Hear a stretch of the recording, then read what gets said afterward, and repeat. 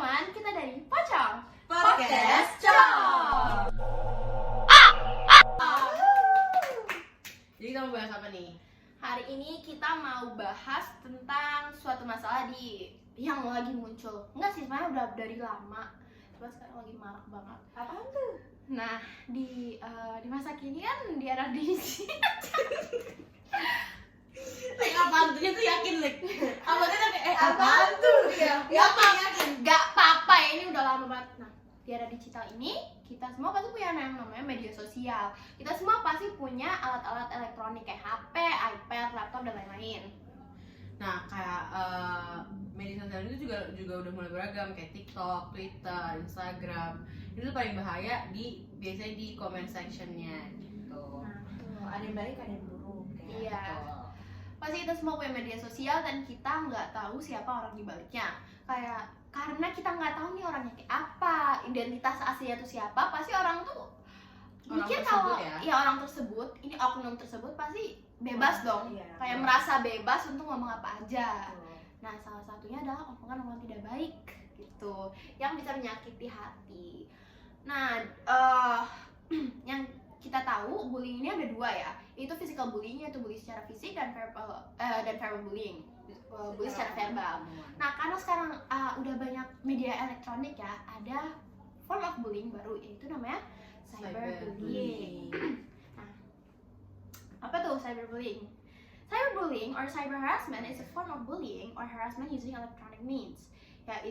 Cyberbullying atau cyber harassment adalah form of bullying yang menggunakan media-media elektronik. Tapi aku mau nanya nih, kan katanya cyberbully itu yang dilakukan pakai alat elektronik. Kalau misalnya radio itu kan alat elektronik juga. Jadi misalnya ada seseorang yang ngatain orang lain lewat radio, itu termasuk cyberbullying atau verbal bullying? Soalnya itu mereka omongan ya. Jadi tinggal jawab ya.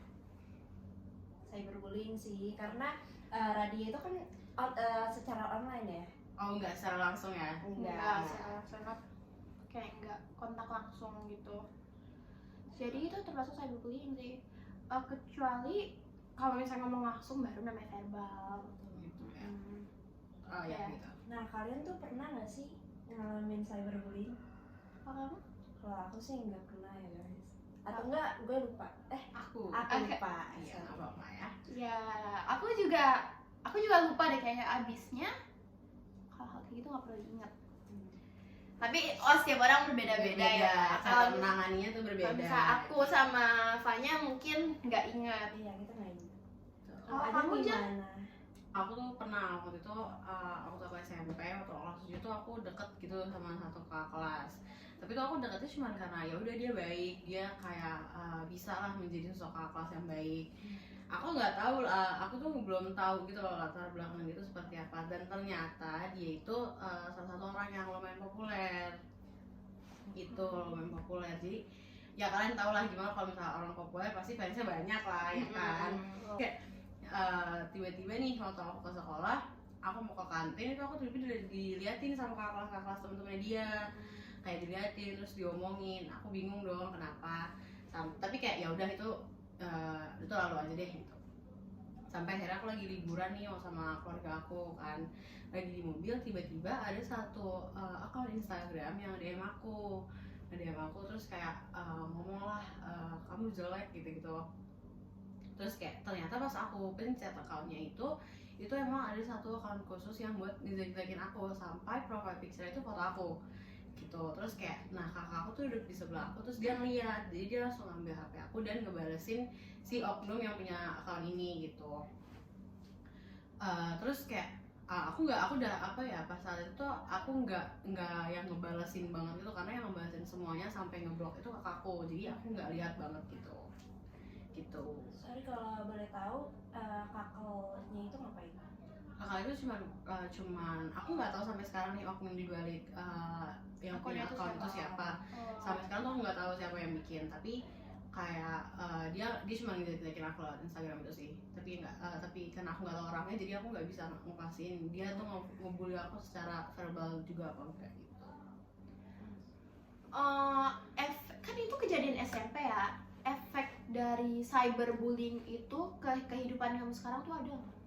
Kalau misalnya di cyberbully itu nggak ada ya, karena bukan aku yang ngebalasin terus-terusan tuh bukan aku, jadi aku nggak terlalu ngebaca dan terlalu masukin ke hati si orang ini yang nge-DM aku itu. Tapi kalau misalnya yang alhamdulillahnya itu ya, tapi kalau misalnya yang dari di kantin itu aku diliatin di sini tuh lumayan ngefek ke aku, karena sampai sekarang pun aku kalau kantin tuh kayak ogah-ogahan gitu ya, malas kayak udahlah mending teman-teman aku aja yang ke kantin, aku di kelas aja kalau istirahat gitu. Nitip ya. Nitip ya. Iya. Kamu nggak tertarik buat tahu siapa di balik akun itu?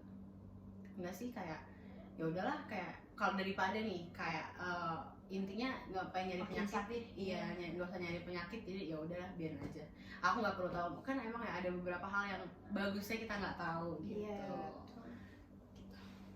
Terus cara kamu sembuhin trauma kamu dari cyberbullying itu gimana?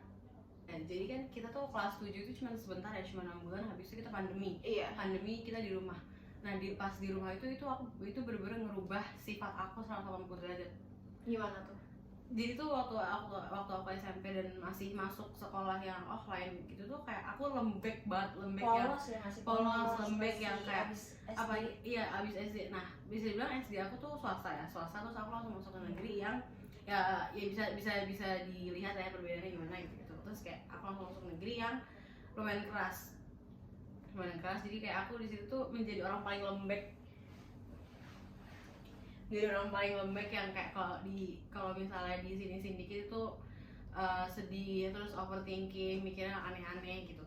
Terus abis itu pandemi kan itu main lama di rumah ya 2 tahun ya. Itu bener-bener merubah aku banget, yang kayak kalau yang menjadi menjadi yang lebih kuat gitu loh. Kayak ya udahlah, kalau misalnya ada orang yang ngapa-ngapain kamu tuh kamu nggak usah langsung loyo gitu. Kamu bisa ngebales dia, tapi dengan di jalan yang positif ya, misalnya kayak ngebuktiin kalau kamu tuh sebenarnya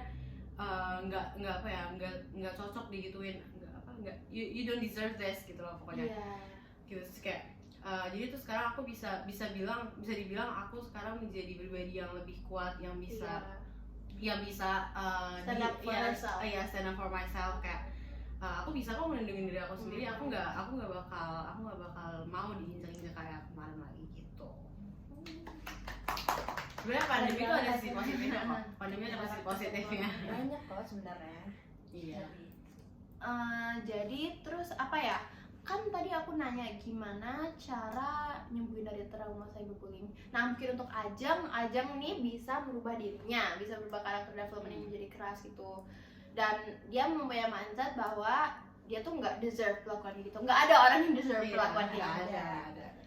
Dan aku mau bahas gimana cara terhindar dari cyberbullying. Sebenarnya ini aku nggak terlalu suka topik ini karena kenapa sih kita harus dengerin gimana cara terhindar dari cyberbullying dengan cara berubah diri kita sendiri, sementara yang salah itu bukan kita, pembulinya yang ngejek-ngejek kita. Ya, dan kalau misalnya kamu mikir, aduh aku lemah lembut nih, aku emang orang yang bukan lembek ya, aku emang orang yang apa ya, sensitif gitu kan, pasti susah dong. Dan itu nggak salah kamu menjadi orang yang sensitif, itu bukan salah kamu. Iya. Itu nggak salah. Dari hati banget gitu. Iya. Emang dari awal. Emang ada beberapa orang yang kalau melakukan apa tuh selalu pakai hati. Gitu. Iya. Dan itu nggak salah, Tadi kan Ajeng bilang cara dia untuk nyembuhin traumanya adalah merubah diri dia 180 derajat. Tapi kan nggak semua orang mau dan bisa berubah diri ya. Jadi menurut kamu kayak gimana caranya kita terhindar dari cyberbullying tanpa merubah diri kita? Nah, apapun personality kamu, apapun karakter kamu itu harus berani. Karena kita nggak bisa mencegah oknum-oknum yang melakukan cyberbullying kan. Jadi salah satu cara kita untuk tidak berefek besar ke kita adalah gimana? Kita harus berani. Iya, harus berani dan membuat benteng untuk diri kita sendiri gitu. Ya emang itu apa ya, agak sedikit sedih bahwa kita nggak bisa nyetop oknum-oknum ini. Tapi ya karena emang dari diri dia sendiri. Itu kalau untuk stop itu harus dari kesadaran diri sendiri gitu. Tidak bisa. Maksudnya kayak mau sampai seorang kayak ngasih tahu untuk stop cyberbullying tuh kalau misalnya nggak ada kesadaran dari diri dia sendiri tuh susah untuk Kalau sampai nggak ada niat tuh nggak bisa. Kamu nggak bisa. beribu-ribu orang yang Iya, ngomong itu kamu nggak bisa susah. merubah seseorang yang dari dalam diri dia nggak mau. Iya. Harus ada niat dari diri sendiri juga. Nah, gimana caranya kamu mendapat pertolongan dari cyberbully ini? Kalau misal kamu korban cyberbully, menurut aku ada 2 tipe ya. Yang pertama, kamu nyembuhin diri kamu sendiri dari diri kamu. Misal kamu ke psikiater, kamu ke terapi, atau misal kalau misal kamu tidak cukup finansial, kamu bisa lewat online. Kamu bisa bercerita ke orang-orang terdekat, bisa ke keluarga, teman, atau ke Allah juga bisa. Kalau misal kamu nggak merasa dekat dengan siapapun, kamu bisa berdoa, bercerita ke Tuhan. Tuh, kamu juga kalau misalnya kamu bisa, kamu butuh apa ya, terapi medis, kamu juga bisa. Nah, tapi kalau misalnya kamu bukan tipe orang yang cerita kalau punya masalah dan pengen nyembuhin efek itu tuh, kamu bisa misalnya pergi punya waktu untuk kamu sendiri, misalnya me time, kayak misalnya pergi ke kafe atau ke mall yang buat untuk ngeliat-ngeliat aja dan nge-refresh otak kamu tuh, mungkin bisa dilakukan. Atau bisa ke online.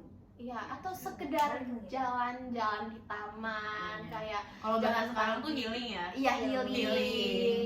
Atau enggak, tipe satu lagi adalah kamu balas perbuatan mereka. Misalnya kamu cyberbully di sekolah, kamu bisa yang paling gampang adalah kamu report akun-akunnya. Kamu report akunnya sampai hilang. Atau enggak, kamu bilang, aku ini berani, aku nggak takut sama kamu.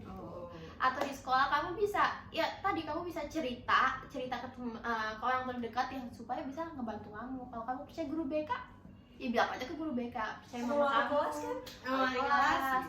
Kalau misalnya sahabat-sahabat kamu nih, sahabat-sahabat kamu lebih apa ya, misalnya lebih berani dari kamu bisa bilang ke mereka kayak, aku dibilangin kayak gini. Tuh. Kan pasti sahabat-sahabat kamu yang maju. Iya. Benar. Gimana sih pendapat kamu tentang oknum-oknum cyberbullying ini? Gimana aja? Menurut aku ya, oknum cyberbully ini, kamu itu menakut, tidak memberani, tidak mempunyai pendirian, kamu tidak percaya diri. Karena ya kamu cuman ngatain orang, bully orang lewat layar, kamu nggak langsung, dan kamu bisa ngomong gitu karena orang-orang nggak tahu kamu siapa, jadi kamu penakut. Coba kalau kamu misalnya disuruh ngatain seseorang langsung depan mukanya, berani nggak? Kamu nggak Berani percaya ya? diri. Dari cerita Ajeng aja kita tahu, Ajeng nggak tahu itu siapa sampai sekarang karena orang oknum tersebut tuh nggak bully dia secara langsung. Nggak berani dia. Nggak berani. Cuman bisa di online doang. Di HP Iya. doang. Parah. Dia punya pendirian, iri. Ya, jadi Iri. ini semua bullying tuh sebenarnya karena iri ya, emang orang-orang ini penyakit hati. Buat kamu kan? Terus kalau menurut aku, orang-orang oknum-oknum yang suka melakukan cyberbullying ini karena dia ekspektasinya tidak terpenuhi. Misalnya Terlalu tinggi ya. terlalu tinggi. Jadi misalnya kayak kamu ngelihat seseorang dari HP nih, kayak dia cantik banget deh gini-gini, terus kamu berekspektasi kalau dia cantik, dia pintar, dia tinggi gitu-gitu. Tapi ternyata pas kamu tahu lebih dalam, dia tidak terlalu tinggi misalnya. Terus kamu kesel kayak, kenapa lo gak tinggi? Pokoknya kamu tuh ekspektasinya langsung jatuh sama orang ini. Jadi kamu kayak kesel dan ngata-ngatain orang ini gitu. Jadi kayak dia kesel gara-gara ekspektasinya tidak terpenuhi gitu. Jadi guys, jangan berekspektasi tinggi ya guys. Kamu Iya, Pak Jadi.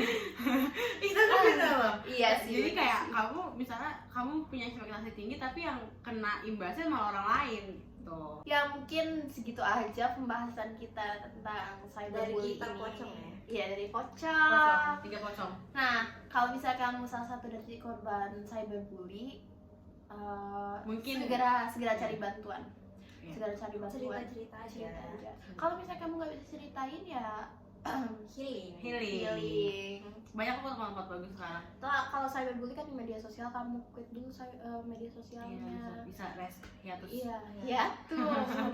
Kamu lakuin hal-hal lain aja yang kamu suka selain itu. Banyak kok kerajinan tangan yang bisa kamu lakuin sekarang, Iya, kayak kamu bisa apa? masak, kamu bisa Iya. makan, kamu Tapi bisa main baca, tanah liat. apa Clay. pottery. Ya Betul. gitu. Kamu bisa melakukan apapun Betul. selain sosial media. Iya, bisa. Oke. Tapi seru loh, kayak misalnya kamu hidup sehari tanpa sosial media itu seru. seru. Jadi kayak kamu gak ngeliat masalah-masalah yang ada gitu yang bikin kamu pusing kan, kadang kita secara gak langsung misalnya kita ngeliat berita kita jadi stres sendiri gitu kan, itu bisa jauh dari sosial media. Memang Apalagi ada kegiatannya. Kamu mending kamu berguna seperti belajar ya. Kamu belajar baca buku gitu. Terus kamu menang lomba. Ya itu lulusan semabel sih. Ya udah, oke. Sekian dari Pocong. Sekian dari podcast Cang. Kami harap ini bisa berguna ya. membantu ya. Padahal offline kita emang agak nabrak satu sama lain. Tapi gak apa-apa. Tapi gak apa-apa. Ini kan pengalaman pertama. Pertama, first time, First living time. forever. First time podcast. Emang muluk banget kita. Sekian dari Pocong Podcast